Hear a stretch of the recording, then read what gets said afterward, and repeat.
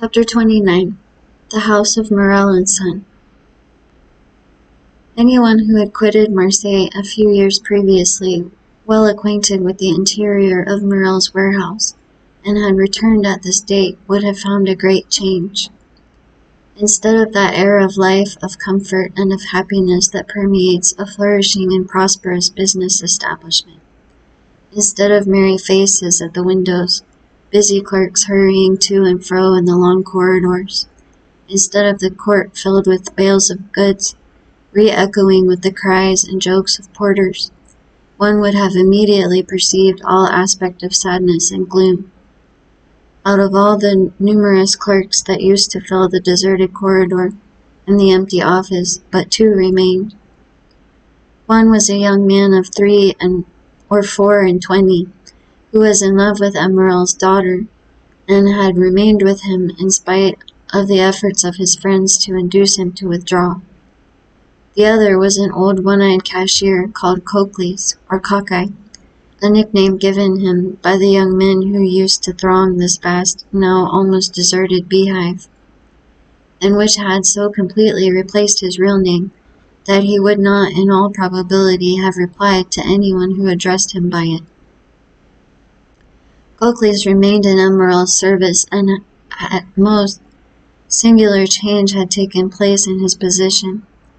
He had at the same time risen to the rank of cashier and sunk to the rank of a servant.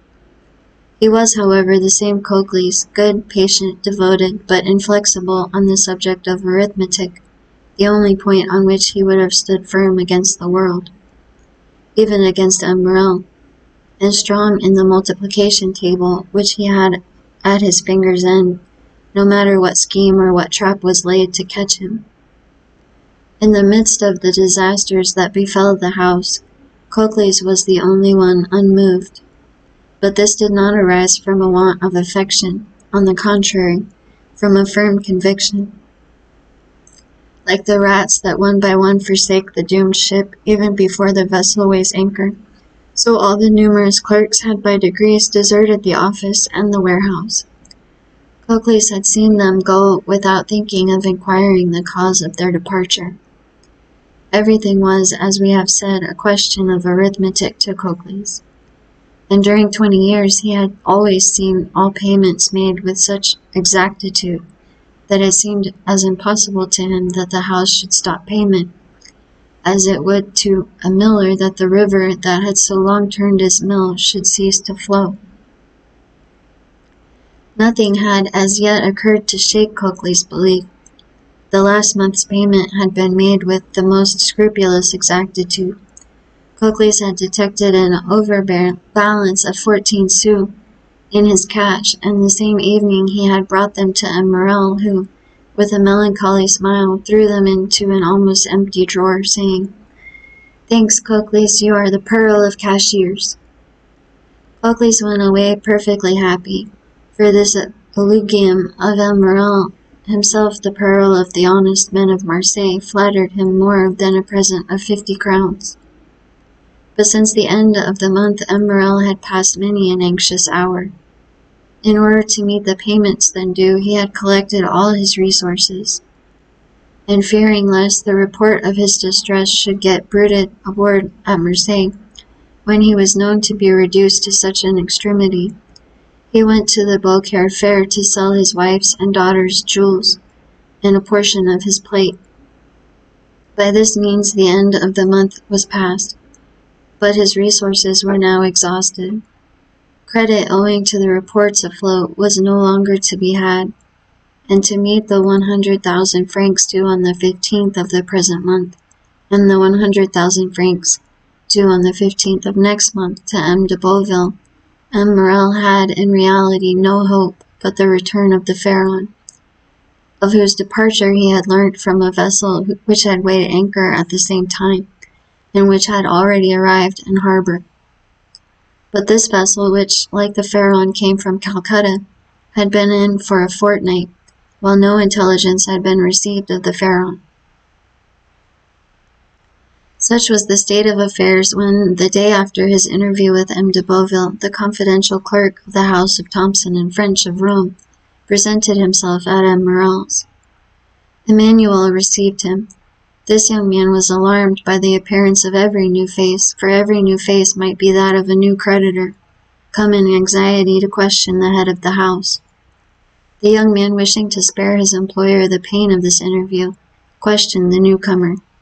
But the stranger declared that he had nothing to say to M. Emmanuel, and that his business was with M. Morrel in person. Emmanuel sighed and summoned Coakley's. Coakley's appeared, and the young man bade him conduct the stranger to M. Morrel's apartment. Coakley's went first, and the stranger followed him. On the staircase they met a beautiful girl of 16 or 17, who looked with anxiety at the stranger. M. Morrel is in his room, is he not, Mademoiselle Julie? Said the cashier. Yes, I think so, at least, said the young girl hesitatingly. Go and see, Coakley's, and if my father is there, announce this gentleman. It will be useless to announce me, mademoiselle, returned the Englishman. M. Morrel does not know my name. This worthy gentleman has only to announce the confidential clerk of the house of Thomson and French of Rome, with whom your father does business.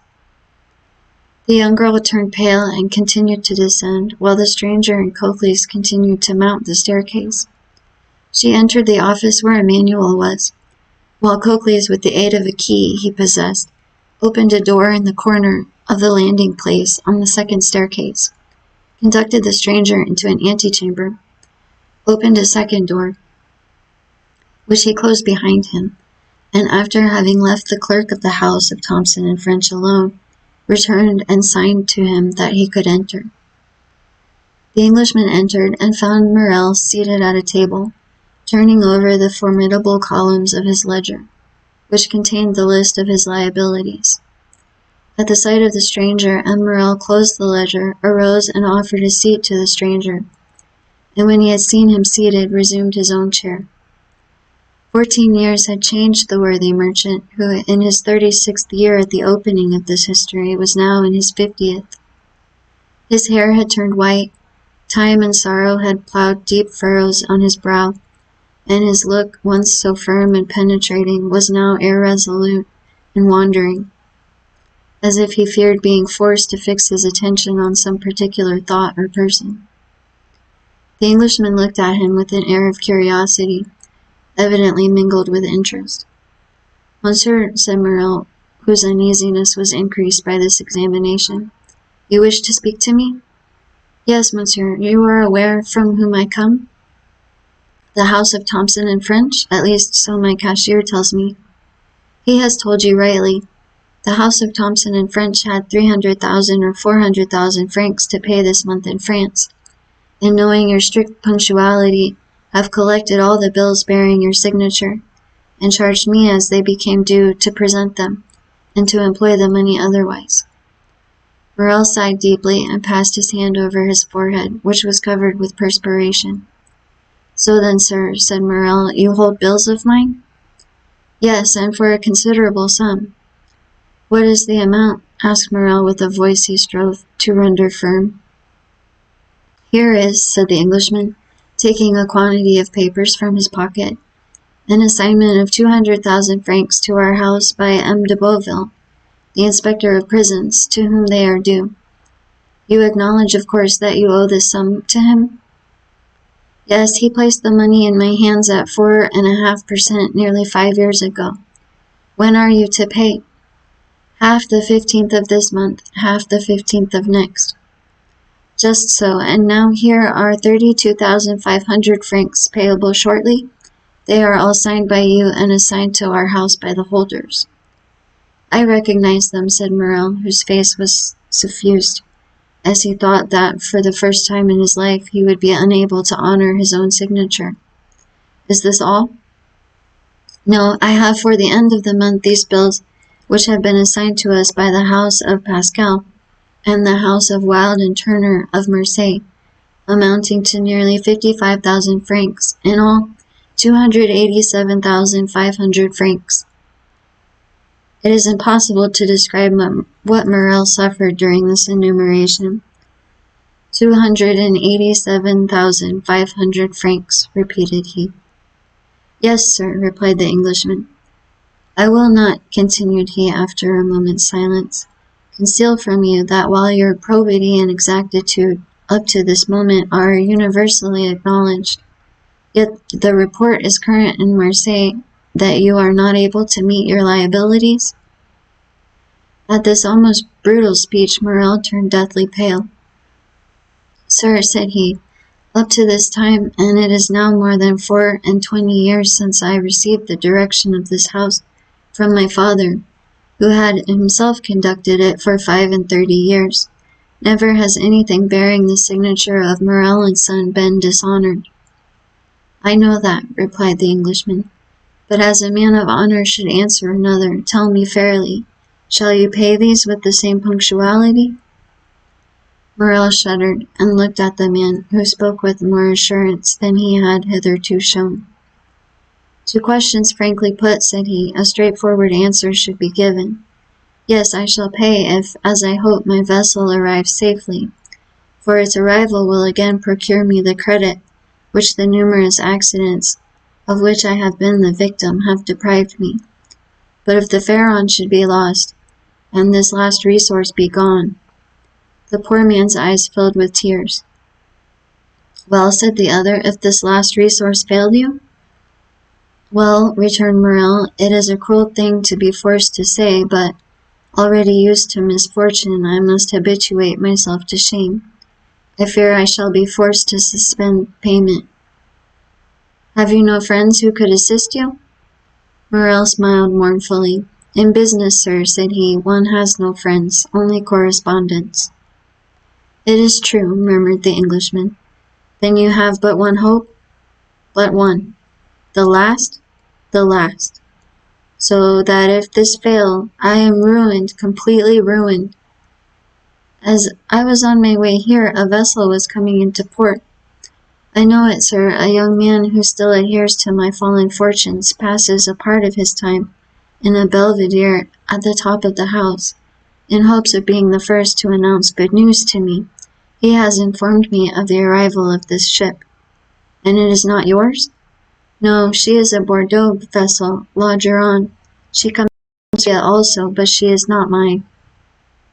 Perhaps she has spoken to the Pharaon and brings you some tidings of her. Shall I tell you plainly one thing, sir? I dread almost as much to receive any tidings of my vessel as to remain in doubt. Uncertainty is still hope.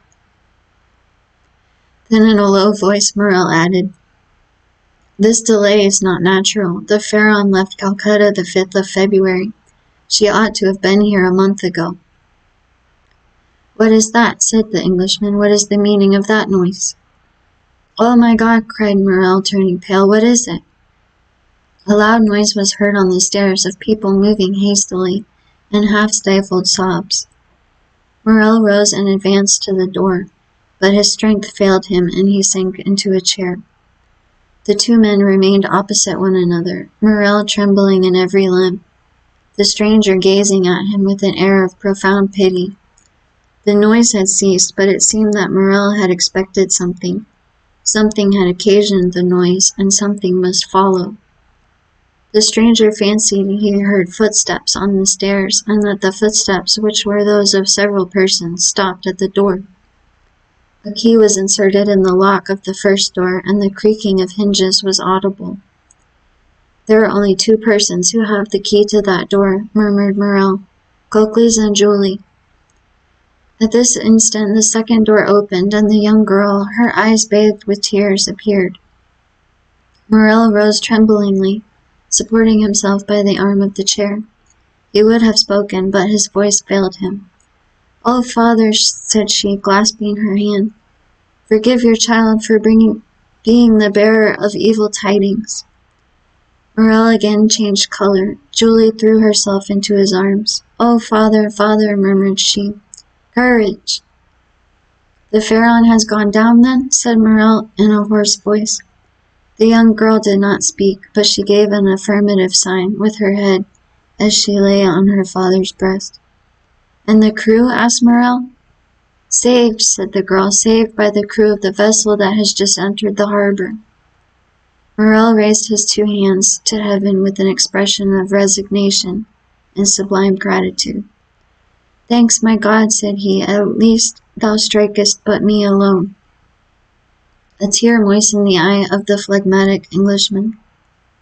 Come in," said Morrel, "for I presume you are all at the door." Scarcely had he uttered those words, when Madame Morrel entered weeping bitterly.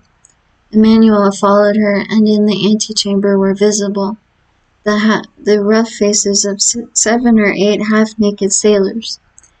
At the sight of these men, the Englishman started and advanced a step, then restrained himself, and retired into the farthest and most obscure corner of the apartment. Madame Morrel sat down by her husband and took one of his hands in hers. Julie lay still with her head on his shoulder. Emmanuel stood in the center of the chamber and seemed to form the link between Morrel's family and the sailors at the door. "How did this happen?" said Morrel.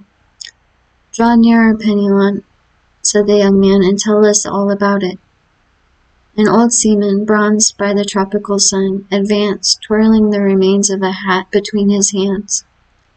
"Good day, Morrel," he said, as if he had just quitted Marseille the previous evening, and had just returned from Aix or Toulon. "Good day, Penelon," returned Morrel, who could not refrain from smiling through his tears. "Where is the captain?" "The captain, Morrel, he has stayed behind, sick at Palma, but please God it won't be much, and you will see him in a few days all alive and hearty." "Well, now tell your story, Penelon." Penelon rolled his quid in his cheek, placed his hand before his mouth, turned his head and sent a long jet of tobacco juice into the antechamber, advanced his foot, balanced himself, and began. "You see, Morrel," said he, "we were somewhere between Cape Blanc and Cape Boyador, sailing with a fair breeze south-southwest after a week's calm, when Captain Gaumard comes up to me. I was at the helm, I should tell you, and says, 'Penelon, what do you think of those clouds coming up over there?' I was just then looking at them myself. 'What do I think, Captain? Why, I think that they are rising faster than they have any business to do, and that they would not be so black if they didn't mean mischief.' 'That's my opinion too,' said the captain, 'and I'll take precautions accordingly. We are carrying too much canvas. Avast there, all hands! Take in the studding sails and slow the flying jib.' It was time. The squall was on us, and the vessel began to heel. 'Ah,' said the captain, 'we still have too much canvas set. All hands lower the mainsail.' 5 minutes after it was down, and we sailed under mizzen topsails and topgallant sails." "Well, Penelon," said the captain, "what makes you shake your head?" "Why," I says, "I still think you've got too much on." "I think you're right," answered he. "We shall have a gale." "A gale, more than that, we shall have a tempest, or I don't know what's what."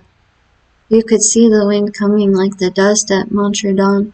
Luckily, the captain understood his business. "Take in 2 reefs in the topsails," cried the captain.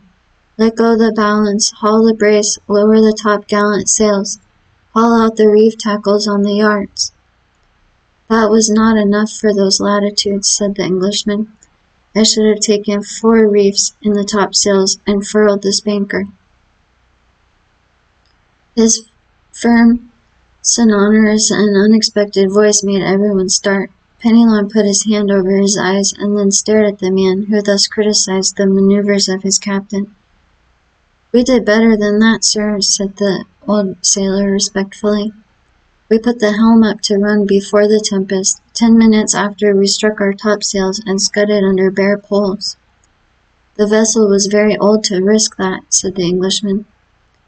"Ah, it was that did the business. After pitching heavily for 12 hours, we sprung a leak." "Penelon," said the captain, "I think we are sinking. Give me the helm and go down into the hold." I gave him the helm and descended. There was already 3 feet of water. "All hands to the pumps," I shouted, but it was too late, and it seemed the more we pumped, the more came in. "Ah," said I after 4 hours' work, "since we are sinking, let us sink. We can die but once." "Is that the example you set, Penelon?" cries the captain. "Very well, wait a minute." He went into his cabin and came back with a brace of pistols.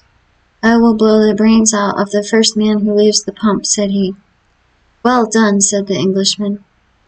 "There's nothing gives you so much courage as good reasons," continued the sailor. And during that time the wind had abated and the sea gone down, but the water kept rising. Not much, only 2 inches an hour, but still it rose. 2 inches an hour does not seem much, but in 12 hours that makes 2 feet. And 3 we had before, that makes 5. "Come," said the captain, "we have done all in our power, and M. Morrel will have nothing to reproach us with. We have tried to save the ship. Let us now save ourselves. To the boats, my lad, as quick as you can." "Now," continued Penelon, "you see M. Morrel, a sailor, is attached to his ship, but still more to his life. So we did not wait to be told twice. The more so that the ship was sinking under us and seemed to say, 'Get along, save yourselves.' We soon launched the boat, and all 8 of us got into it. The captain descended last, or rather, he did not descend. He would not quit the vessel. So I took him round the waist and threw him into the boat, and then I jumped after him. It was time, for just as I jumped, the deck burst with a noise like the broadside of a man-of-war. 10 minutes after, she pitched forward, then the other way, spun round and round, and then goodbye to the Pharaon.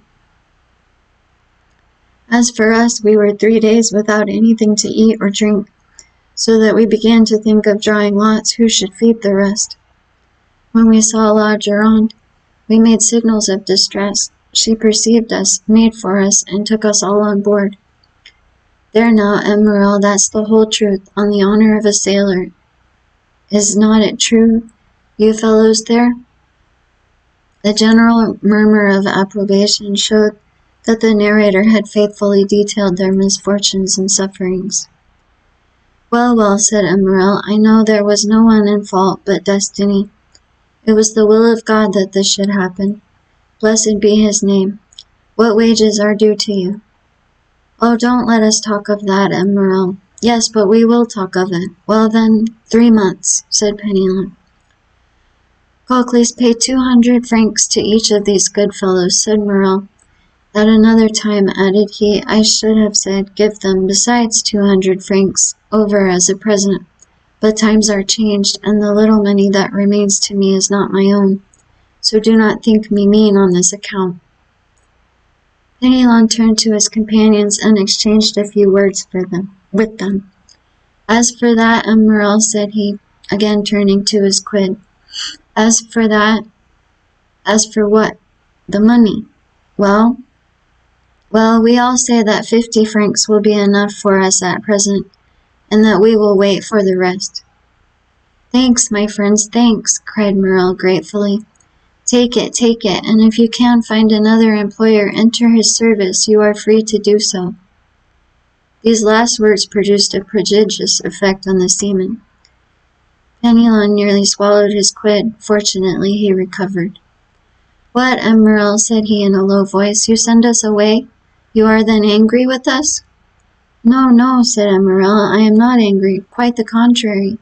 And I do not send you away, but I have no more ships, and therefore I do not want any sailors." "No more ships?" returned Penelon. "Well then, you'll build some. We'll wait for you." "I have no money to build ships with, Penelon," said the port owner mournfully, "so I cannot accept your kind offer." "No more money? Then you must not pay us. We can scud like the Pharaon under bare poles." "Enough, enough," cried Morrel, almost overpowered. "Leave me, I pray you. We shall meet again in a happier time.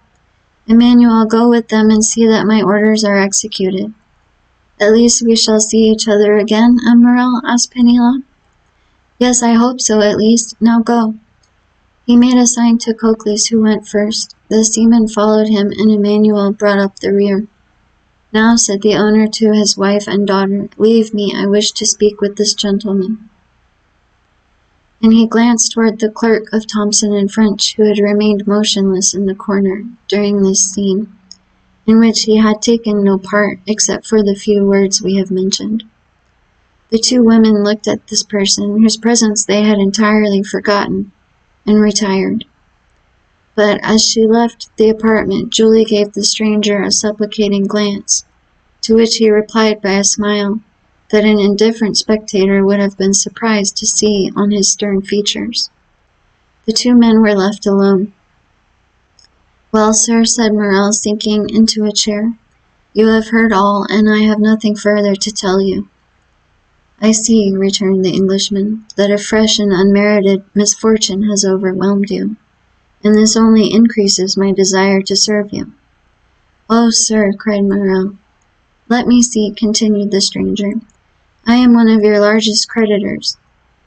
Your bills at least are the first that will fall due. Do you wish for time to pay?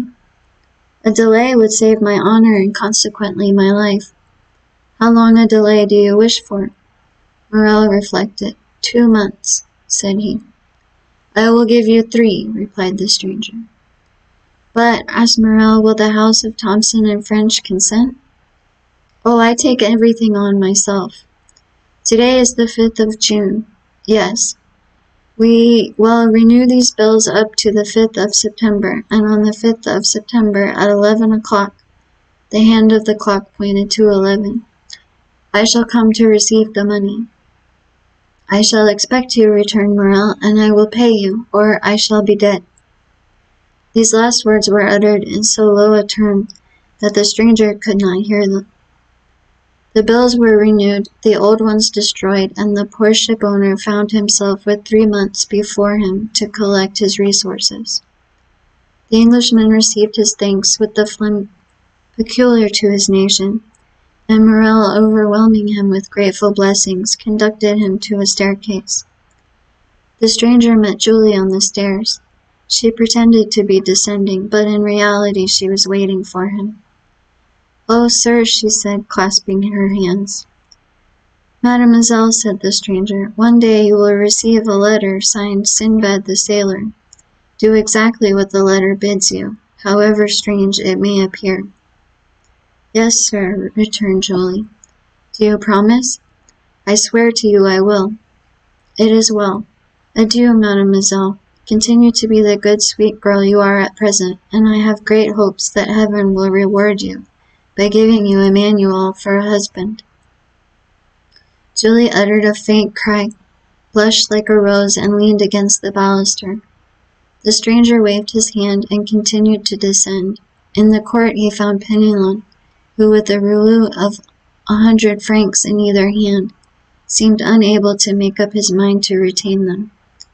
"Come with me, my friend," said the Englishman. "I wish to speak to you."